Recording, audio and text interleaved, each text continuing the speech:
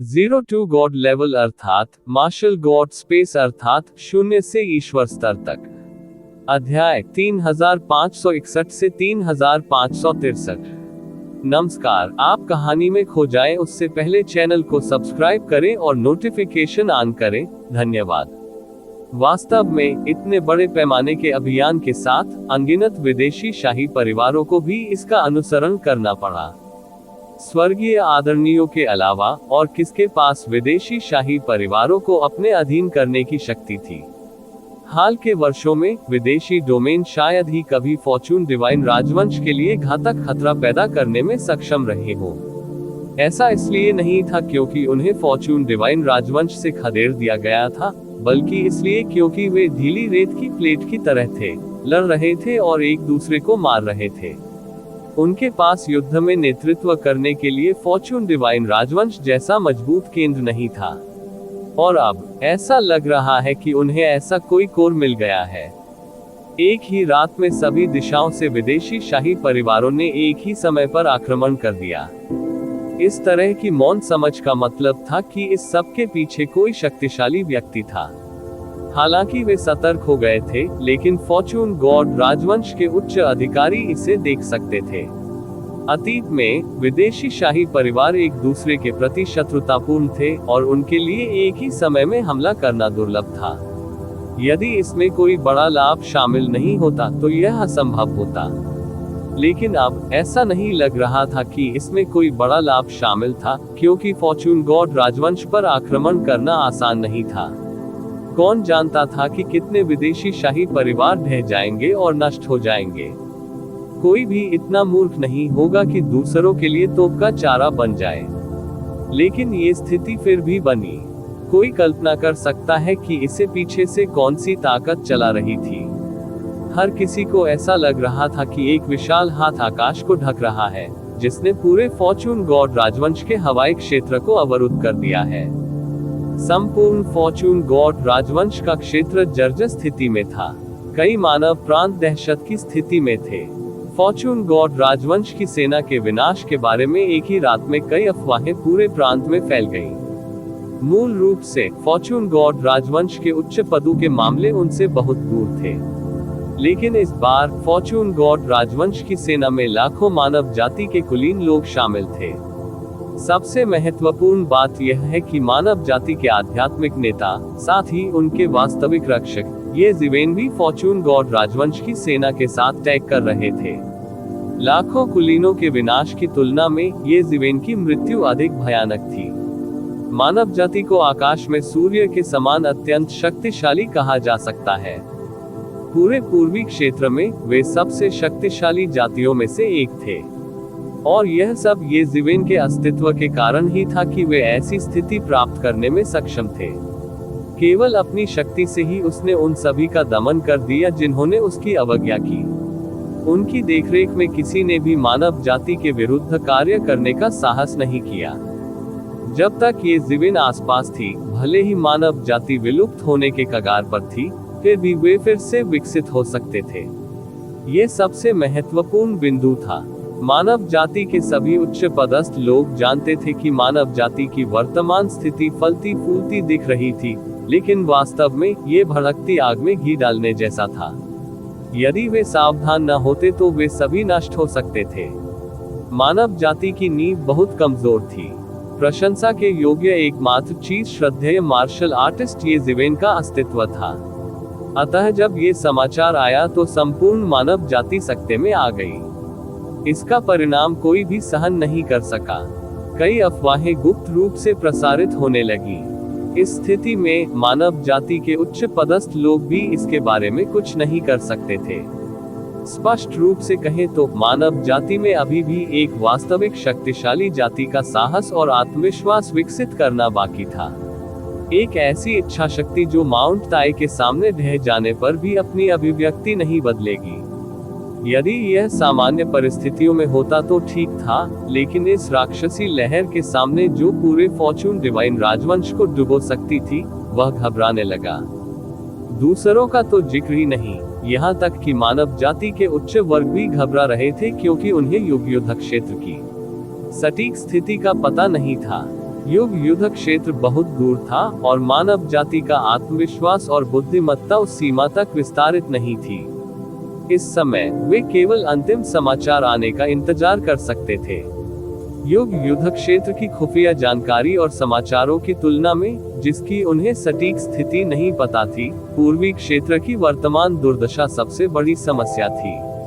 मानव जाति की ताकत के कारण वे स्वाभाविक रूप से अन्य क्षेत्रों की स्थिति का ध्यान नहीं रख सकते थे। बस की स्थिति के लिए पूर्वी क्षेत्र ही पूरे पूर्वी क्षेत्र को दहशत में लाने के लिए पर्याप्त था। विदेशी सेना की सेना स्टॉर्मी सागर क्षेत्र में बहुत तेजी से पहुंची थी।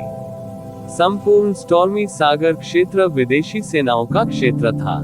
इसलिए फॉर्चून डिवाइन राजवंश के खुफिया विभाग ने भी स्टॉर्मी सी क्षेत्र में विदेशी सेनाओं की लामबंदी पर ध्यान नहीं दिया। एक बार जब स्टॉर्मी सी क्षेत्र के प्राणियों को भेजा गया, तो वे स्टॉर्मी सी क्षेत्र के पूरे तट को इतनी आसानी से पार कर गए जैसे सूखी घास फूस को तोड़ना और सड़ी हुई लकड़ी को तोड़ना। स्टॉर्म सिटी, जो कभी स्टॉर्मी सी क्षेत्र की रक्षा करने वाले एक पत्थर की तरह थी, को भी रातों रात शांत कर दिया गया। तूफानी सागर क्षेत्र, जो अनगिनत बार घिरा हुआ था, उन्माद की इस लहर में विदेशी सेना को एक पल के लिए भी नहीं रोक सका। जैसे ही सेना आगे बढ़ी, तट के किनारे तैनात संप्रदाय और शक्तिशाली जनजातियां एक के बाद एक गिरती गईं। ये समाचार ज्वार की लहर की तरह मानव जाति के मुख्यालय माउंट बुजो की ओर बह गया। लगभग हर 1-2 दिन में बड़े बड़े संप्रदायों और संप्रदायों के उखड़ने के समाचार आ जाते। कोई नहीं जानता था कि ये बड़े संप्रदाय कितने समय से अस्तित्व में थे, लेकिन वे वैसे ही नष्ट हो गए। आगे बढ़ने की भयानक गति ने पूरी मानव जाति को झकझोर कर रख दिया। मानव जाति पूर्वी क्षेत्र के मध्य क्षेत्र में स्थित थी, इसलिए विदेशी सेना कम समय में मानव जाति के मुख्यालय तक अपनी पहुंच नहीं बना सकी। हालांकि इस गति से उनके मानव जाति के 11 प्रांतों तक पहुंचने में केवल समय की बात थी। मानव जाति की वर्तमान नींव स्वाभाविक रूप से उन बड़े संप्रदायों और शक्तिशाली जनजातियों की तुलना में बहुत मजबूत थी। हालांकि विदेशी सेना की ताकत के हिसाब से मानव जाति ज्यादा बेहतर नहीं थी। पूरा पूर्वी क्षेत्र चिंता के माहौल में डूबा हुआ था। प्राप्त जानकारी के अनुसार विदेशी सेना को आगे बढ़ने से कोई नहीं रोक सका। या तो उन्होंने विदेशी सेना के सामने आत्मसमर्पण कर दिया, या वे विदेशी सेना के लोहे के खुरों के नीचे नष्ट हो गए। कोई अन्य संभावना नहीं थी। इस समय मानव जाति का असली नेता कोई और नहीं बल्कि फेगईशी था। मानव जाति के बीच जो लोग मूल रूप से निर्णय लेने के योग्य थे, वे पहले ही येजिविन के साथ चले गए थे। बियान जियो यू येजिविन के प्रत्यक्ष शिष्य थे। हालांकि उसकी खेती शीर्ष स्तर की नहीं थी, लेकिन उसे मानव जाति के लिए निर्णय लेने का अधिकार था। अगला मानव सम्राट था। यह मानव जाति का नामात्र का नेता था। ये येजिविन के स्वर्गीय गुरु बनने के बाद उन्होंने मानव सम्राट को उसके पद से वंचित नहीं किया। स्वाभाविक रूप से वह मानव जाति के नेता थे। अगला सबसे शक्तिशाली स्काई शेकिंग थंडर सम्राट था। साथ ही हर कोई जानता था कि स्काई शेकिंग थंडर सम्राट का येजिविन के साथ एक विशेष संबंध था। ये 3 लोग मानव जाति में सर्वोच्च स्थान प्राप्त सम्राट राजा थे। हालांकि वे अब यहाँ नहीं थे। उनके बाद फेगईशी थे, जो मानव जाति के सबसे पुराने सम्राट राजाओं में से एक थे। वह मानव जाति के लिए आग और पानी से गुजरे थे। कोई नहीं जानता था कि उसने कितनी आपदाएं और कष्ट सहे थे। मानव जाति में उनकी अत्यंत उच्च प्रतिष्ठा थी। ऐसे महान परिवर्तनों के तहत फेगईशी और मानव जाति के अन्य सम्राट राजा चिंतित थे। यहाँ 20 से अधिक सम्राट राजा एकत्र हुए थे। फेगईशी सम्मान की सीट पर बैठे और चारों ओर नजर दौड़ाए। इन सम्राट राजाओं में उनके सहित केवल 3 ही थे।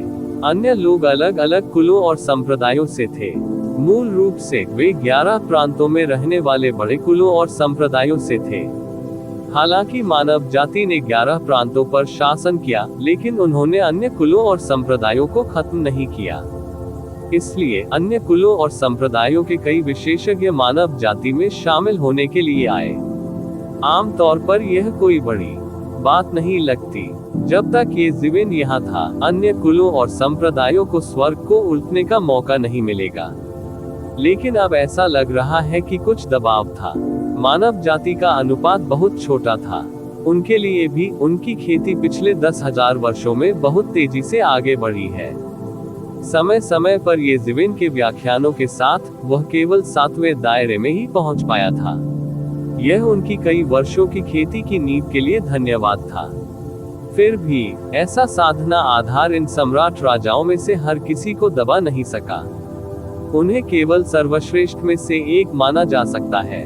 वहां अनेक सम्राट राजा थे अन्य कुलों से जो उसके बराबर थे। आखिरकार मानव जाति की नींव बहुत कमजोर थी।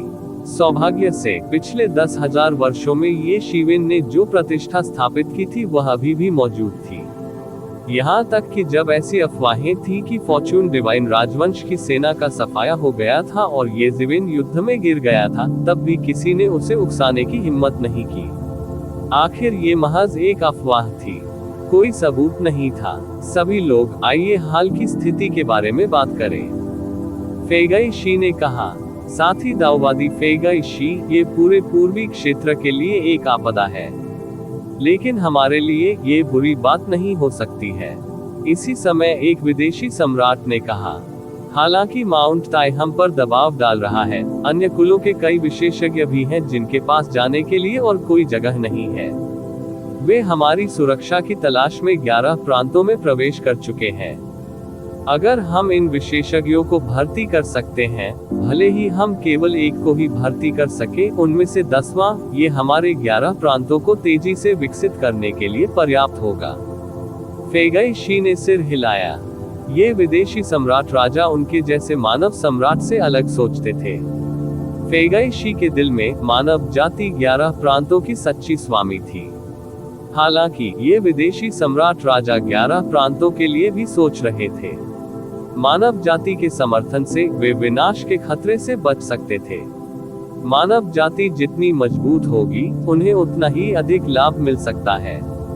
और हर कोई इस पर ध्यान दे।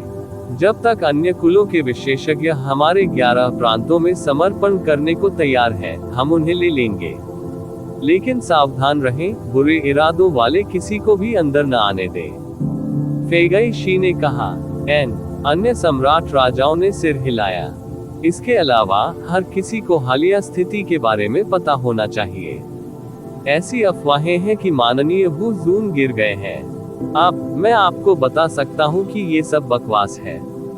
मैंने आपको पूरी तरह से जांच का आदेश देने के लिए यहाँ बुलाया था। जिसने भी ये फैलाया है अफवाहें, उन्हें मार डालो। मैं एक को भी जाने देने के बजाय 1000 लोगों को मारना पसंद करूंगा। मैं स्पष्ट कर दूं कि इस मामले पर बातचीत के लिए कोई जगह नहीं है। यह मत कहो कि मैंने तुम्हें चेतावनी नहीं दी थी। जब बात तो सचमुच बनती है, यह मत कहना कि मैं तुम्हारी दयालुता की कद्र नहीं करता। फेइगी शी ने भीड़ पर नजर डाली और कहा। इस समय उन्हें नहीं पता था कि ये जीवन अभी भी जीवित थे या नहीं। लेकिन कुछ भी हो, उन्हें सभी प्रतिकूल खबरों का खंडन करना पड़ा। अन्यथा मानव जाति उसके सामने बिखर जाएगी। प्रतिवेदन लॉग इन करें। किसी भी खराब अनुवाद के बारे में हमें बताने के लिए टेक्स्ट का चयन करें और रिपोर्ट पर क्लिक करें। लेस देन पिछला सूचकांक, अगला ग्रेटर देन सभी संप्रभु सम्राटों की भी गंभीर अभिव्यक्तियां थी। इससे कोई फर्क नहीं पड़ता कि वे क्या सोच रहे थे। जब वर्तमान स्थिति को स्थिर करने की बात आई तो वे सभी एक ही बात सोच रहे थे। जाहिर है इस वक्त हंगामा करना उनके लिए फायदेमंद नहीं था। यदि इस समय उन्होंने कोई आंतरिक कलह पैदा की तो वे विदेशी सेना का सामना करने से पहले ही ढह जाएंगे। फेइगाई शी ने सम्राट की ओर देखा और उसे सिरदर्द महसूस हुआ। इस अवधि के दौरान 11 प्रांत अफवाहों से भरे हुए थे जिन्हें रोका नहीं जा सका। ये स्थिति उसके सामने के लोगों से अविभाज्य थी। भले ही उन्होंने आग में घी नहीं डाला हो, फिर भी वे संभवतः इससे सहमत थे। हर कोई जानना चाहता था कि 11 प्रांतों का स्तंभ बुजून गिरा है या नहीं। ये संभवतः उन्हें पद छोड़ने के लिए मजबूर करने का एक साधन था। लेकिन फिलहाल स्थिति को अभी भी दबाया जा सकता है। कोई सटीक खबर नहीं आई, जो सबसे अच्छी खबर थी। इसके अलावा उन्हें विश्वास नहीं था कि फॉर्चून गॉड राजवंश की सेना पूरी तरह से नष्ट हो जाएगी। उन्हें युद्ध क्षेत्र की सटीक समझ नहीं थी, लेकिन फॉर्चून गॉड राजवंश की सेना की उन्हें पर्याप्त समझ थी। ये जिवेन ने युद्ध के मैदान में 3 मानव जाति के सम्राटों और 10 लाख कुलीनों का नेतृत्व किया। हालांकि फॉर्चून गॉड राजवंश की सेना में ऐसा पैमाना काफी असंगत था। यह मिडिल हेवनली मास्टर्स और अन्य शीर्ष हेवनली मास्टर्स के नेतृत्व वाले लाइनअप से बहुत हीन था। ऐसा पैमाना मानव जाति को 10,000 गुना तक आसानी से नष्ट कर सकता है। इसे पुनर्तः कैसे नष्ट किया जा सकता है?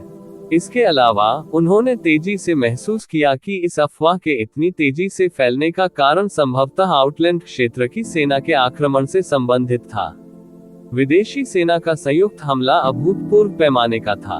अंतिम समय में इसकी योजना बनाना बिल्कुल असंभव था। वे तैयारी कर रहे होंगे कब का? वे बस इस तथ्य का लाभ उठाना चाहते थे कि फॉर्चून गॉड राजवंश के अधिकांश कुलीन सैनिक यहाँ नहीं थे। ये कितना समय था? पूर्वी क्षेत्र का 1/3 हिस्सा पहले ही गिर चुका था। यहाँ तक कि पूर्वी क्षेत्र के मध्य भाग के 11 प्रांत भी विदेशी सेना के लोहे के खुरों के तेज खुरों को महसूस कर सकते थे। दम घुट रहा था। भले ही फॉर्चून गॉड राजवंश ने अपने अधिकांश कुलीन सैनिकों को खो दिया हो, उसे इतना कमजोर नहीं होना चाहिए। सबसे महत्वपूर्ण बात यह है कि वहां कोई भी नहीं था जो खड़ा होकर स्थिति को संभाल सके। सभी संप्रदाय और कबीले अपने लिए लड़ रहे थे। वे विदेशी सेना के भीषण आक्रमण का विरोध कैसे कर सकते थे? अब जबकि पूर्वी स्वर्गीय पूज्य आसपास नहीं थे, पूरे पूर्वी क्षेत्र में एकमात्र गुट जिसके पास जनता का नेतृत्व करने की योग्यता और क्षमता थी, वह संभवतः स्वर्गीय दाव संप्रदाय था। हालांकि हेवनली पाथ संप्रदाय की ओर से कोई खबर नहीं आई थी।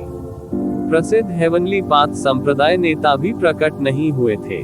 ऐसा लग रहा था जैसे वह सब कुछ ठंडे दिमाग से देख रहा हो। स्वर्गीय ताओवाद जैसे सुपर संप्रदायों और सुपर शक्तिशाली कुलों के कार्रवाई के बिना दूसरों के पास ऐसी प्रतिष्ठा बिल्कुल भी नहीं होती। सिल्वर मून कबीले की प्रतिष्ठा और ताकत स्वर्गीय दाव संप्रदाय के बाद दूसरे स्थान पर थी, लेकिन वे भी प्रकट नहीं हुए।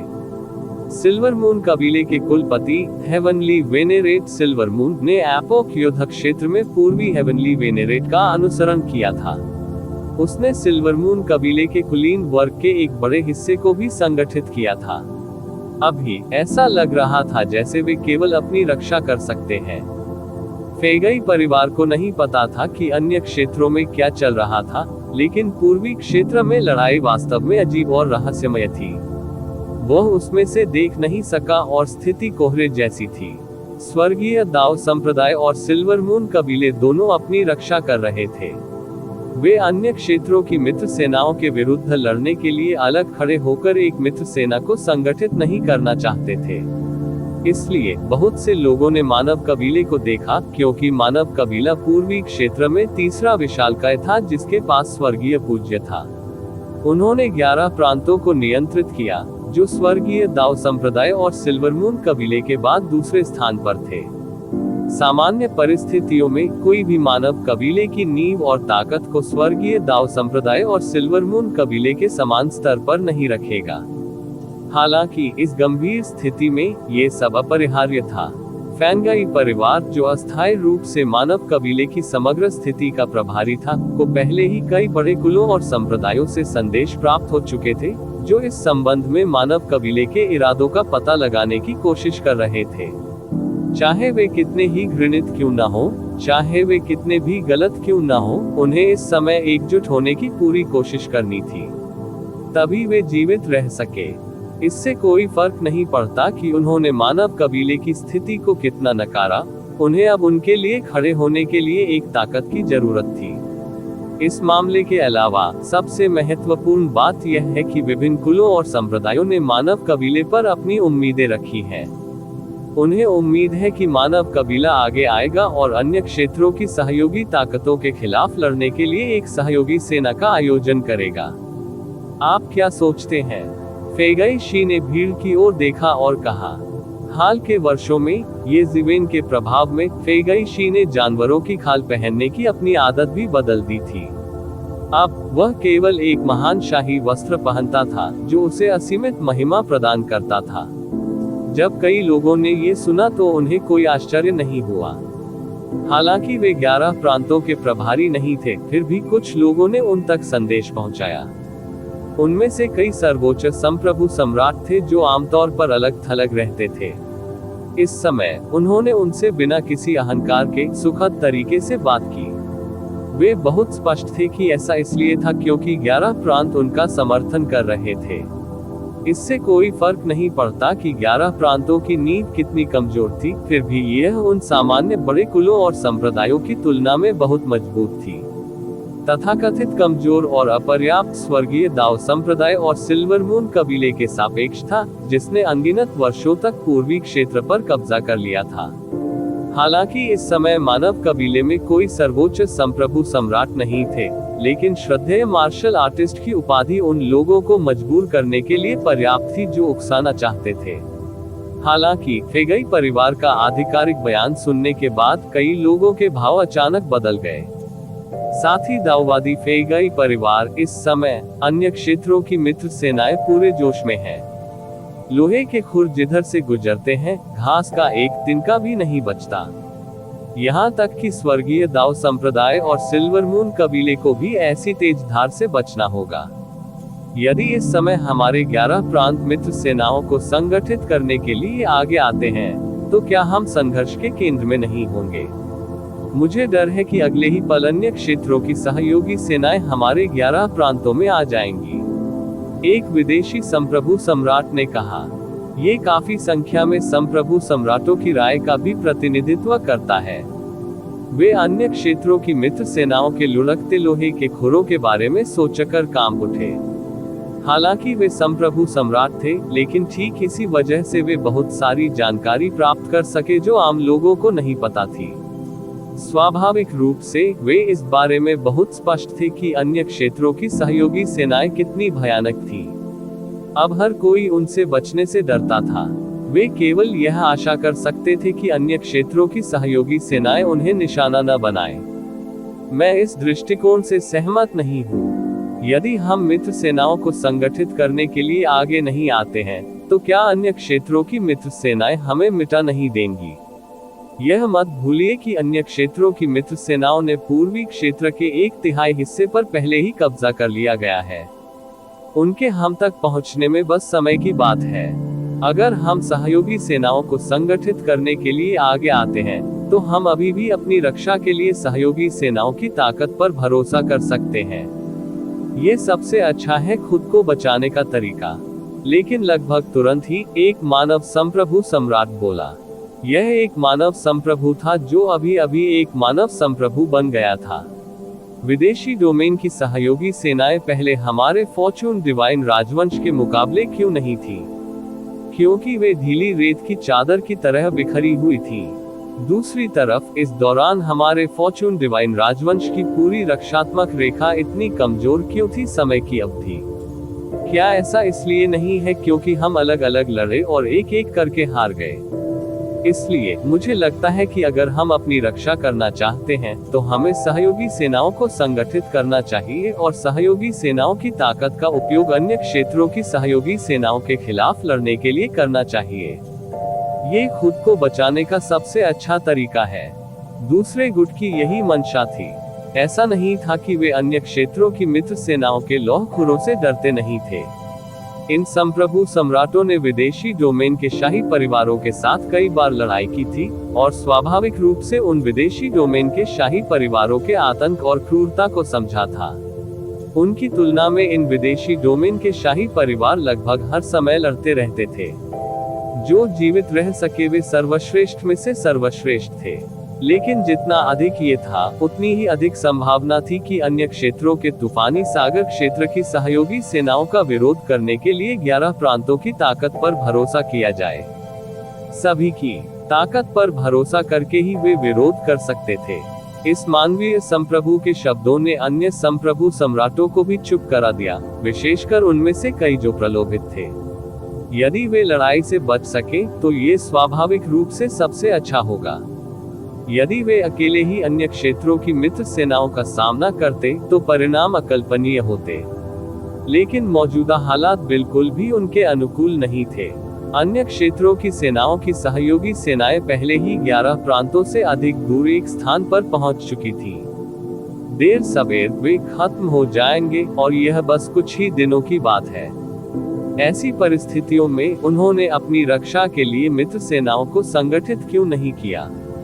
क्या ऐसा हो सकता है कि उन्हें कई बड़े कुलों और संप्रदायों की तरह अपनी रूढ़िवादिता की रक्षा के लिए अन्य क्षेत्रों की सहयोगी सेनाओं के सामने आत्मसमर्पण करना पड़े?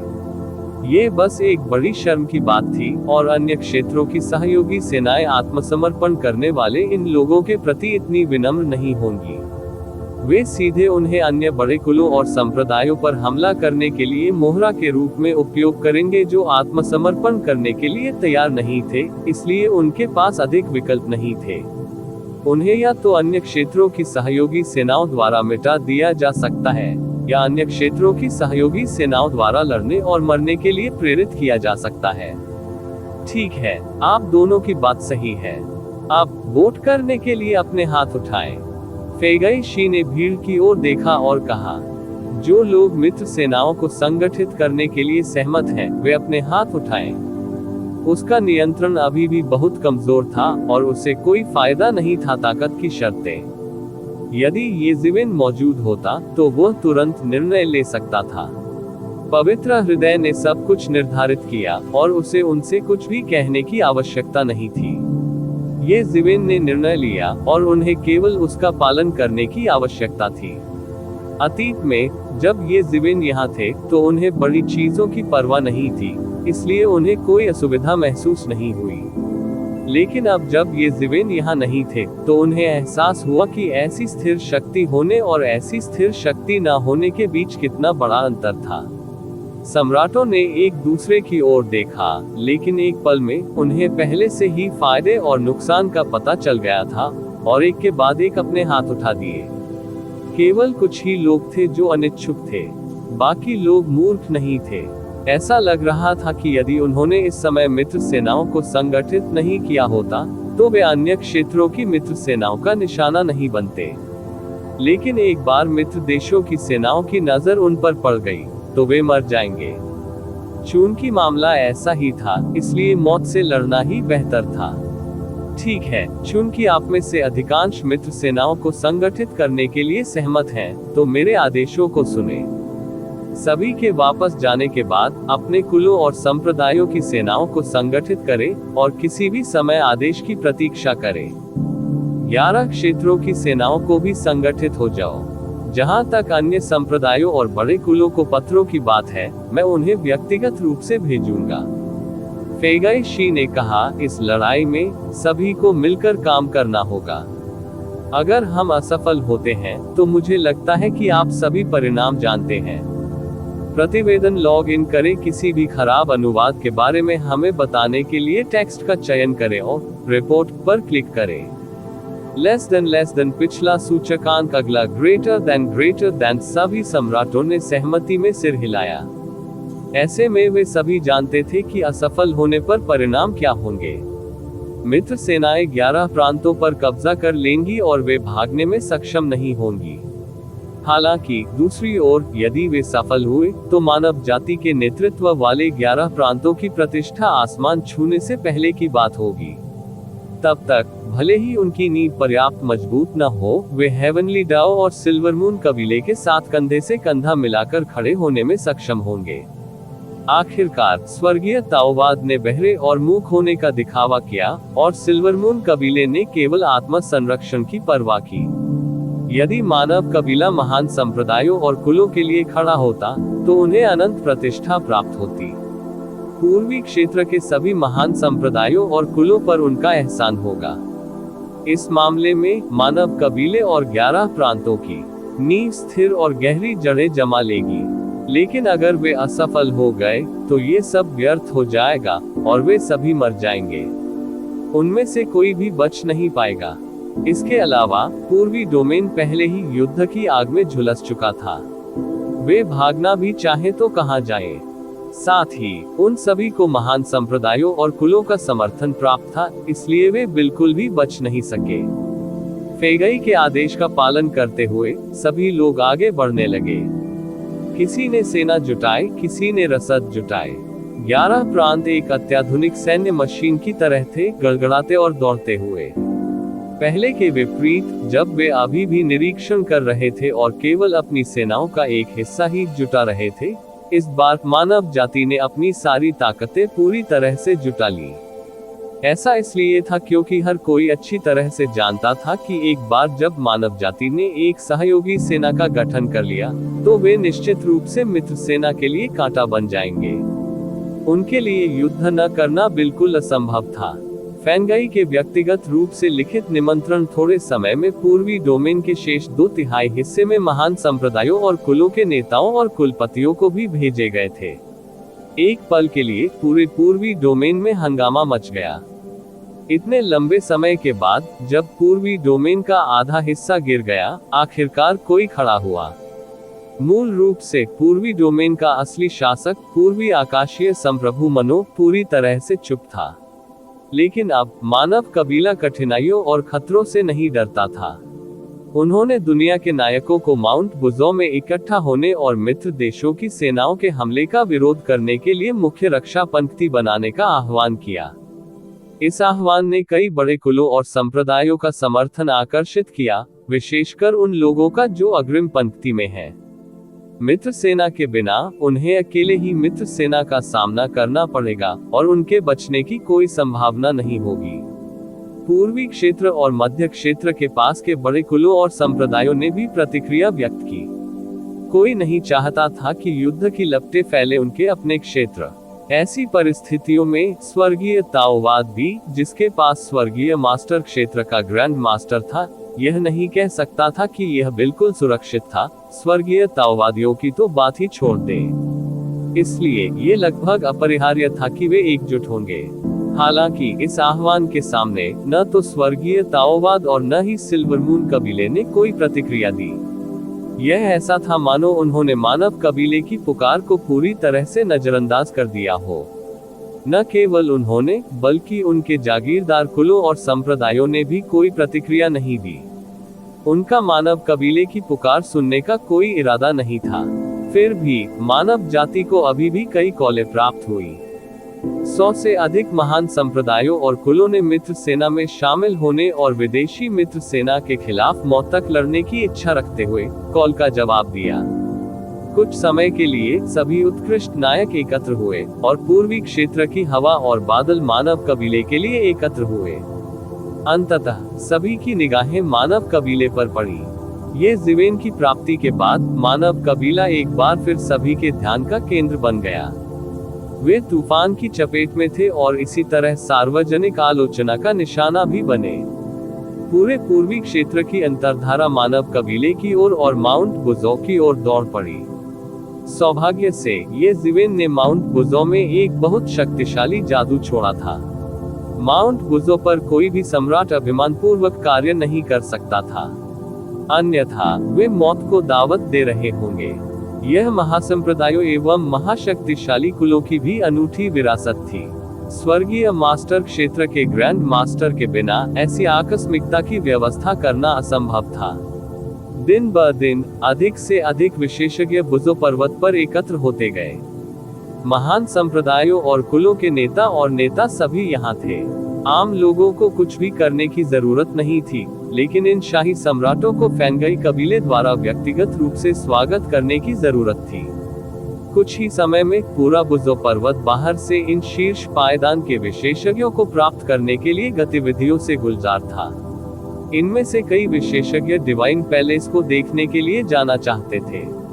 आखिरकार ये वह स्थान था जहां प्रसिद्ध मार्शल रेवड ने ताओवादी संस्कार की स्थापना की थी। हालांकि फेगई कबीले ने इनकार कर दिया। वो ये जीवेन के लिए निर्णय नहीं ले सका। उसके लिए इस बारे में सोचना भी नामुमकिन था। फेगई कबीले के दृढ़ रवैये को देखकर ये लोग अंततः शर्मिंदगी में चले गए।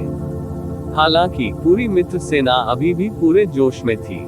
विदेशी मित्र सेना के आक्रमण का विरोध करने के लिए अग्रिम पंक्ति में जाने के लिए तैयार अधिक से अधिक सैनिक जुटाए गए। कुछ समय के लिए मानव जाति पूर्वी क्षेत्र का केंद्र बनकर पूरे पूर्वी क्षेत्र की शक्ति को संगठित करने में सक्षम लग रही थी। इस दहशत के समय में एक ऐसे स्तंभ की जरूरत थी।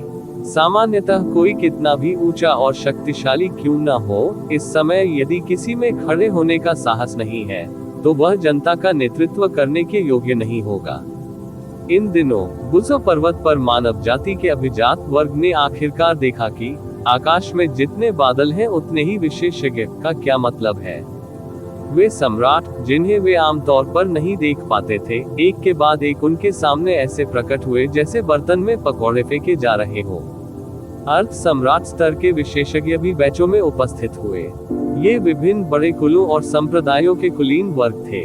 स्वाभाविक रूप से उन्हें अपने कुलीनों को इस लड़ाई में लाना पड़ा, अन्यथा वे विदेशी डोमेन की खतरनाक गठबंधन सेनाओं का विरोध कैसे कर सकते थे।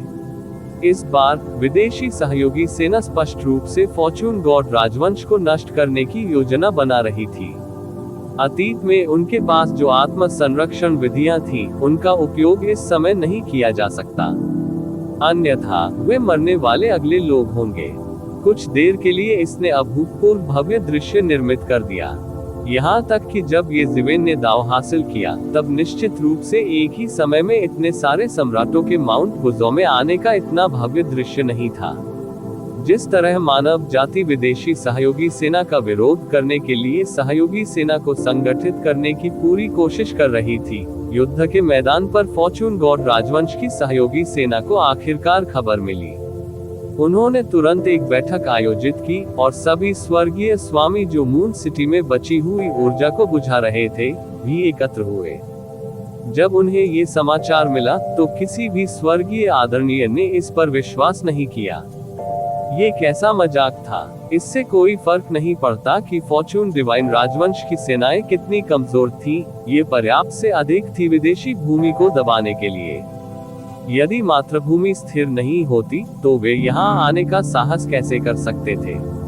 हालांकि अब उनकी स्थिति को देखते हुए आउटलैंड एलायंस सेना बिल्कुल अजेय थी। वहाँ एक भी व्यक्ति नहीं था जो उन्हें रोक सके। उनके बिना फॉर्चून गॉड राजवंश बिना नेता के ड्रैगन के एक समूह की तरह था। उन्हें विदेशी मित्र सेना के विरुद्ध मोर्चा लेने के लिए कोई स्वर्गीय गुरु भी नहीं मिल सका। यहाँ तक कि स्वर्गीय दाव संप्रदाय, जिसमें स्पष्ट रूप से एक स्वर्गीय गुरु था, ने फिर भी अपनी रक्षा करना चुना। विदेशी मित्र सेना का निशाना बनने से बचने के लिए उन्होंने बिल्कुल भी कार्रवाई नहीं की। विशिष्ट जानकारी प्राप्त करने के बाद हर कोई अवाक रह गया। उन्हें समझ नहीं आया कि स्वर्गीय दाव संप्रदाय ऐसा क्यों करेगा। दरअसल विदेशी सहयोगी सेना खतरनाक ढंग से आती दिख रही थी, लेकिन उन्हें रोकना असंभव नहीं था।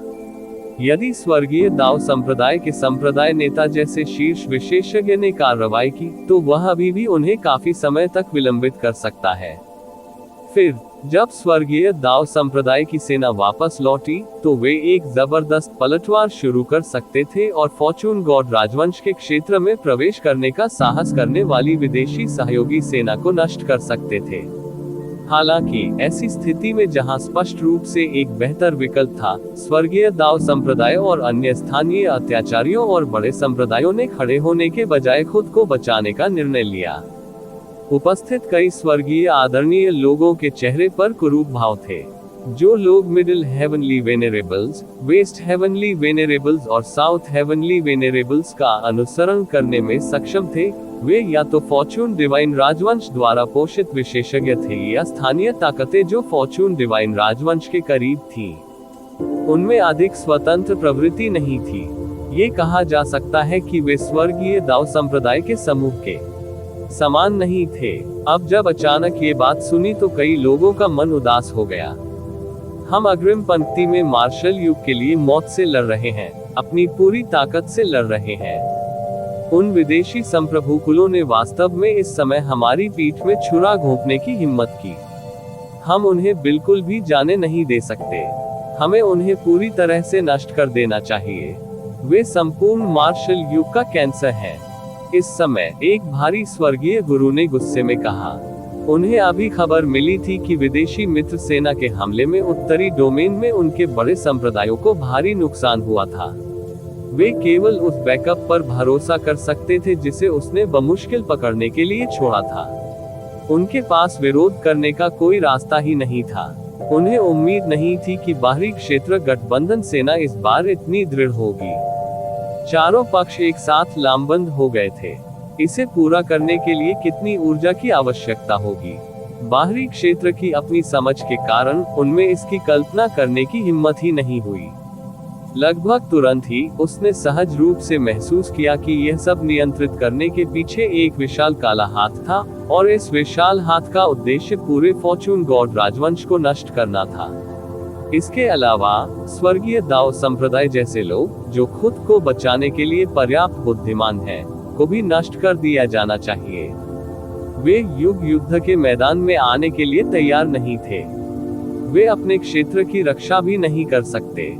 इतना बड़ा संप्रदाय बस एक है कैंसर। उन्हें खुद को मजबूत करने के लिए फॉर्चून गॉड राजवंश की ताकत को अवशोषित करना चाहिए। जितनी जल्दी हम उन्हें मिटा देंगे उतना बेहतर होगा। हटे कट्टे स्वर्गीय आदरणीय ने गुस्से में कहा। कई स्वर्गीय गुरुओं ने सहमति में सिर हिलाया। भले ही इस आपदा में उन्हें भारी नुकसान हुआ हो या नहीं, फॉर्चून गॉड राजवंश के स्वर्गीय स्वामी इन अर्थ स्वतंत्र नागरिक बलों से हमेशा बहुत नाराज रहे थे। हालांकि यदि वे स्वर्गीय दाओ संप्रदाय जैसे महानायक को नष्ट करना चाहते थे, तो उन्हें अनिवार्य रूप से भारी कीमत चुकानी होगी, जो विदेशी संप्रभु कुलों और प्राचीन युग को लाभ पहुंचाने के समान थी। लेकिन अब इस घटना से सभी का गुस्सा पूरी तरह से फूट चुका है और उनका गुस्सा चरम पर पहुंच गया है। प्रतिवेदन लॉग इन करें। किसी भी खराब अनुवाद के बारे में हमें बताने के लिए टेक्स्ट का चयन करें और रिपोर्ट पर क्लिक करें। लेस देन पिछला सूचकांक, अगला ग्रेटर देन। इसी प्रकार के अपडेट्स लेते रहने के लिए हमारे चैनल ऑडियो बुक्स 108 को सब्सक्राइब करें और नोटिफिकेशन ऑन करें। धन्यवाद।